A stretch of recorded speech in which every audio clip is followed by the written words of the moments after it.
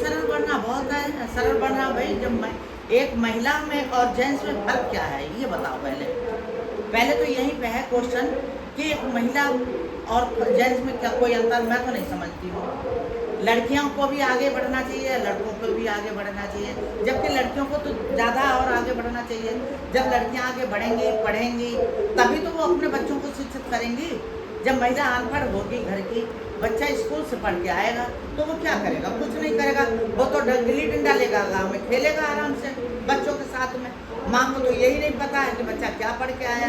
जब स्कूल से क्वेश्चन दिया जाता है कॉपी में, तो वहाँ का होमवर्क माँ कराती है। सबसे पहले तो माँ ही शिक्षित होनी चाहिए, मेरा तो बस यही कहना है।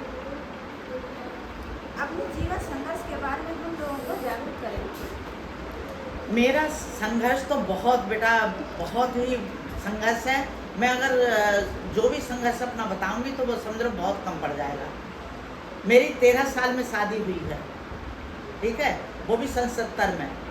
और जब के ज़माने कैसे थे ये मालूम हो कि बच्चों को, लड़कियों को बाहर नहीं निकलने देते थे। मेरे पापा जो थे वो रेलवे में जॉब करते थे। 4 मैं बहनें हूँ, 2 भाई हैं, भाई बाद के हैं। लेकिन 4 बहनों का छोटी सी सैलरी में पढ़ाना लिखाना ये बहुत नामुमकिन था तब उस ज़माने में। फिर भी मैं रेलवे स्कूल में कक्षा 5 तक पढ़ी हूँ, जो रेलवे के स्कूल सरकारी स्कूल होते वहाँ पे पढ़ी हूँ। वहाँ के बाद में मेरे पापा ने शादी कर दी 13 साल में। अब 13 साल की उम्र क्या होती उस ज़माने में, तो ये कुछ चलता नहीं था। लेकिन मैं ये भी नहीं जानती थी उस समय कि शादी का महत्व क्या होता है, शादी क्यों करी जाती है, काहे कर दी शादी।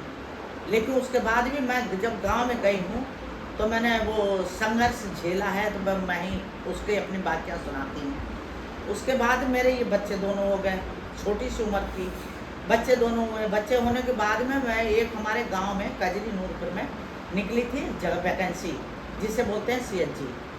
तो हमारे गांव के प्रधान जी थे वो वीरपाल, स्वर्गीय वीरपाल सिंह जी, जो मैं उनका बहुत आभार करती हूँ, बहुत आशीर्वाद उन्हें देती हूँ। जहाँ भी जाएँ वो खुश रहें, सुखी रहें, उन्हें बहुत बड़ा आशीर्वाद, बहुत अच्छी जगह पोस्ट पर पहुँचे। उन्होंने जब गांव में भेजा कि गांव में कोई महिला ऐसी पढ़ी लिखी हो तो उसे ले आओ, तो कोई भी निकला ही नहीं।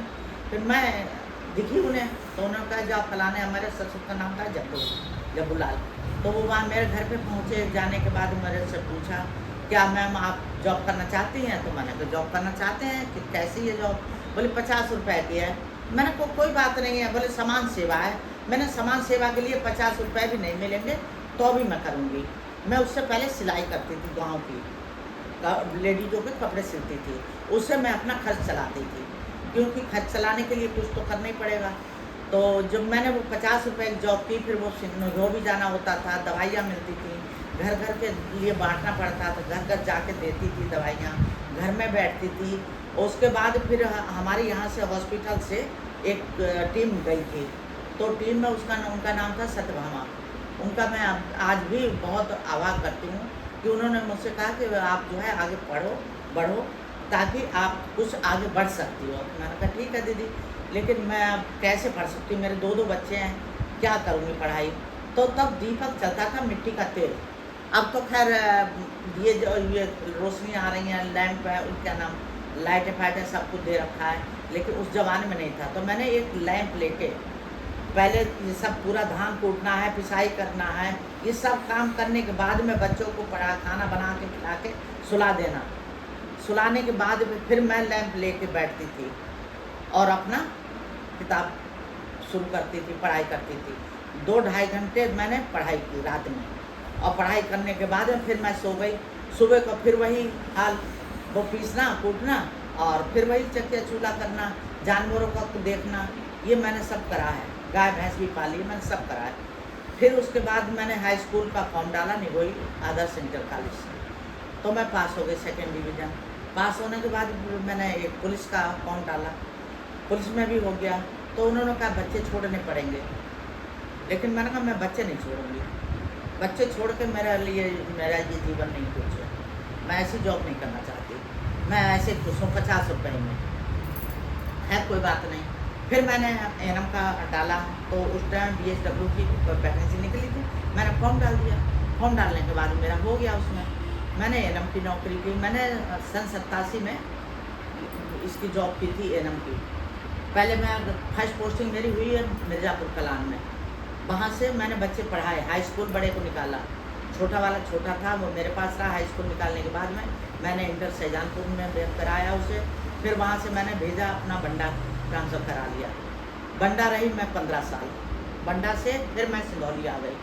सिंधौली में LHB से मैं रिटायर हुई हूँ। अब इस टाइम जो है मैं अपना रिटायरी घर पे बैठती हूँ, तीर्थ घूमती हूँ हर जगह, जहाँ भी मुझे घूमने का मन करता है मैं घूमती हूँ, जाती हूँ। मेरे बच्चे भी नहीं मना करते हैं। मेरा बड़ा बेटा टीचर है, उसकी बहू भी टीचर है, और छोटा जो है उसकी तैयारी कर रहा है उसकी समीक्षा अधिकारी की, वो भी तैयारी कर रहा है। मेरा कहना है कि आप तैयारी करो, मेरा जो भी पैसा लगेगा मैं पैसा लगाऊंगी, मेरी तरफ मत देखो, लेकिन आप तैयारी करो। क्यों? जब आप तैयार हो जाओगे, पढ़ जाओगे, जॉब लग जाएगा तो हमारा जीवन भी संभल जाएगा। मैम मेरा पहला ये क्वेश्चन है, माँ और शिक्षा में क्या अंतर है? माँ और शिक्षा में अंतर यह है कि माँ जब शिक्षित होगी तभी तो बच्चों को पढ़ाएगी, और माँ जब शिक्षित नहीं होगी तो शिक्षा कहाँ से लाएगी? जब माँ अनपढ़ होगी तो वो शिक्षा कहाँ से लाएगी? माँ शिक्षित हो तो वो शिक्षा आगे खुद ही पढ़ेगी, वो अपने बच्चों को पढ़ाएगी, आगे बच्चों को बढ़ाएगी। वहाँ से जो स्कूल से काम मिलेगा तो वो काम में अपना उसमें हाथ बटाएगी। जब माँ शिक्षित नहीं होगी तो कुछ नहीं होगा। दूसरा क्वेश्चन मेरा ये है, कैसे एक शिक्षक माँ के रूप में बालियों को अच्छा नागरिक बना सकते हैं? कैसे? कैसे एक शिक्षक माँ के रूप में बालियों को अच्छा नागरिक बना सकते हैं? शिक्षक को तो पहले तो माँ को जागरूक होना पड़ेगा सबसे पहले, कि माँ है जब बच्चों को स्कूल भेजेगी, उन्हें जब अच्छी शिक्षा देगी, बच्चा स्कूल ऑटोमेटिक जाएगा। और जब बच्चा स्कूल जाएगा तो बच्चे का टीचर का कर्तव्य यह है कि बच्चों को पढ़ाए, और बच्चे का कर्तव्य यह है कि वो जहाँ वहाँ से जो पढ़ाया जाए वो अपना उतना पढ़ के घर में आए और फिर उसे करे, फिर उसे पढ़ाई करे। माँ का कर्तव्य यह है देखना कि मेरा बच्चा पढ़ाई कर रहा है या मोबाइल चला रहा है या कहीं खेल में कुछ नहीं मोबाइल चला है। पहली बात तो यह है कि बच्चे को मोबाइल नहीं देना चाहिए। जब तक वो बच्चा इस लायक ना हो जाए समझदार, तब तक मोबाइल नहीं देना चाहिए। और बच्चे पर ध्यान माँ बाप को लगाना चाहिए कि मेरा बच्चा स्कूल से आया तो क्या काम लेके आया, तो उसे काम देखना चाहिए। जब काम देखेगा अपना पूरा काम करेगा, दूसरे दिन स्कूल जाएगा, पूरा काम करेगा। तीसरा क्वेश्चन ये है कि विद्यालय क्या अपना कर्तव्य निभा पा रहे हैं, समाज को एक मसीह रूपी नागरिक प्रदान कर रहे हैं? जी, अगर आज विद्यालय ना होते तो आज हमारी ये शिक्षा नहीं होती। आज शिक्षा बहुत आगे बढ़ी हुई है। क्यों बढ़ी है? विद्यालयों के खातिर। आज हर गांव में विद्यालय है, एक एक दो दो, और टीचर भी हैं। टीचर भी अपनी भूमिका बहुत अच्छी तरह से निभाते हैं। मेरा तो एक बार ऐसे ही विवाद भी हो गया। एक बोला कि वो टीचर क्या है, जाते हैं हराम का पैसा लेते हैं और मिड डे मील खाते चले आते हैं। मैं लड़ पड़ी। मैंने कहा देखिए एक चीज़ बताऊँ, कहाँ जॉब करते? बोले मैं बैंक में जॉब करता हूँ। मैंने कहा फिर आपने ये कैसे कह दिया टीचर के लिए? टीचर सबसे पहला गुरु है, पहली माँ गुरु है, लेकिन माँ से बाद में टीचर ही गुरु होता है, जो आपको इस काबिल बनाता है। अगर टीचर नहीं होगा, पढ़ाएगा नहीं, तो आप क्या यहाँ जॉब करते? तो पूरी बस ने मेरी तारीफ की, बोले वास्तव मैम आपने बहुत अच्छा जॉब किया है। तो टीचर तो नहीं होगा तो बच्चा कैसे पढ़ेगा? वो तो गुरु होता है।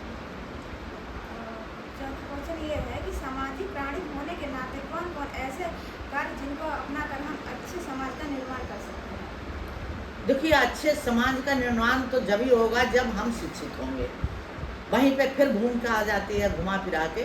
जब हम शिक्षित होंगे तो हम हर कार्य अच्छा करेंगे। अब जब हमारे दिमाग में ही नहीं कुछ होगा तो हम करेंगे क्या? आज मैं शिक्षित हुई, मैं पढ़ी, तभी तो आज इस लायक हुई हूँ। और मैं ना पढ़ती, गांव में पढ़ी रहती, अनपढ़ रहती, तो मुझे खुद ही नहीं पता है ये काला अक्षर भैंस बराबर क्या है क्या नहीं है, तो मैं कैसे आगे दूसरों को शिक्षा दूंगी? जब मैं पढ़ूंगी तो मैं आगे बच्चों को शिक्षा दूंगी, दूसरों को भी पढ़ाऊंगी। शिक्षित होना बहुत जरूरी है हर व्यक्ति को। और पांचवा क्वेश्चन ये है कि महिला उत्थान के लिए वैचारिक मतभेद कैसे खत्म किया जा सकता है? जैसा कि हम देखते हैं कि गांव में बहुत जगह ऐसा होता है कि 18 साल या 21 साल से पहले ही लड़कियों की शादी हो जाती है। और कुछ लोग जैसे ये हम ही लोग शायद इसके कहीं ना कहीं जिम्मेदार हैं कि हम लोग नहीं कहते फ़ोन करके कि हाँ यहाँ पर बाल विवाह हो रहा है, किसी को फर्क नहीं पड़ रहा है कि इस चीज़ से, तो मतलब इसमें क्या मतभेद खत्म हो गया है? नहीं, ज़रूर हुआ है, बहुत हुआ है, इसमें बहुत प्रभाव पड़ा है। हमारे स्वास्थ्य विभाग में जो है आशाएँ लगी हैं, आशा बहुएँ जिसे बोलते हैं, आशाएँ लगी हैं। तो हम लोगों को ये कार्य दिया जाता है। घर-घर हम इस चीज़ को फैलाते हैं कि किसी बेटी का विवाह 21 साल से पहले नहीं करना।